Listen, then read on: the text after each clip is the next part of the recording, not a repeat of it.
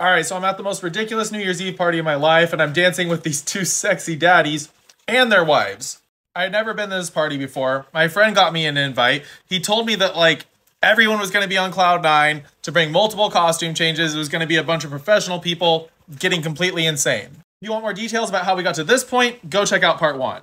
So anyways, I'm dancing with these guys and their wives on the dance floor, and I was kind of getting the vibe that, like, it was okay for the husbands to touch me because they were getting really freaking touchy, as long as the wives were allowed to too.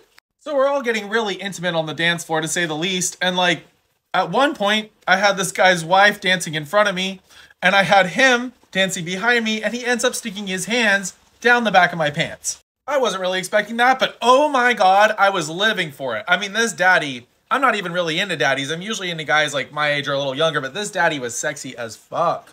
So I'm kind of dancing around, like, grinding on this guy's hand while also grinding on his wife in front of me. It was quite interesting.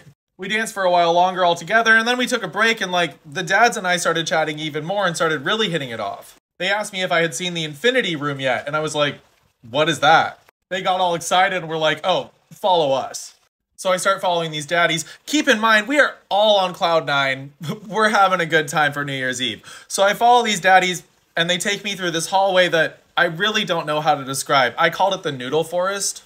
They have these, like, strands of strings hanging down that you would put in front of a doorway, like a beaded doorway kind of thing, but they strung them up like every inch apart along this entire hallway. So when you're walking through it, it's like walking through a bunch of, like, I don't know, noodle kelp forest stuff. You get to the end and you end up in this room that's completely covered in mirrors, like at different angles to each other, so that when you look around, you can see, like, infinitely. It was quite interesting. So it's just me and the two daddies in there, and they immediately start getting handsy with me again.